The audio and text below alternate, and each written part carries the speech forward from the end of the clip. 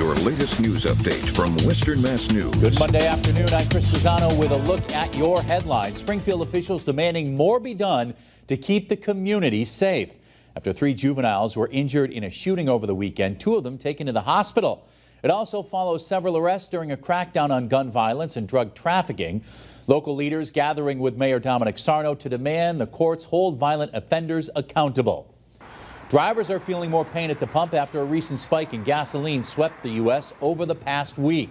AAA reporting the price for a gallon of regular gas in the Bay State jumped 10 cents today to $3.67 a gallon. The price increase partly due to the heat wave hitting the U.S., which is causing fuel refineries in the south to slow production to deal with rising temperatures. And more oil production cuts announced by Russia and Saudi Arabia are affecting the fuel market globally. The victim in Thursday's homicide on Euclid Avenue has been identified, 49-year-old Daniel Medina of Springfield. He was found suffering from a stab wound Thursday morning. He died on scene due to those injuries.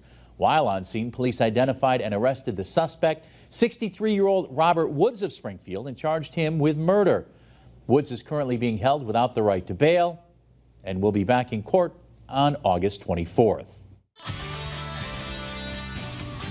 I'm meteorologist Jana Brown with the check of your forecast. We'll have a nice moonlit sky out there tonight. A cold front coming through in the early evening with some patchy clouds and maybe a shower or rumble of thunder, especially across the hill towns. The majority of us do stay dry, and while there may be some lingering mugginess overnight, we're gradually going to turn drier as we get closer to sunrise.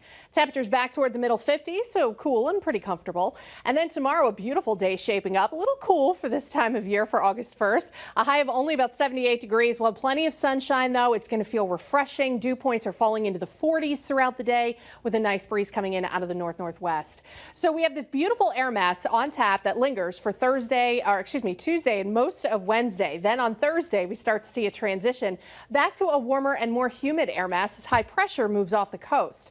We're also tracking our next warm and cold front that look to bring a chance for our next round of wet weather. Looks like showers and storms will start to increase in coverage sometime Thursday evening and Thursday night. And then we'll have scattered showers and a few thunderstorms Friday into Saturday morning before another shot of dry air returns. Stay with Western Mass News on air, online, and on our app throughout the day for breaking news, weather, and exclusive content.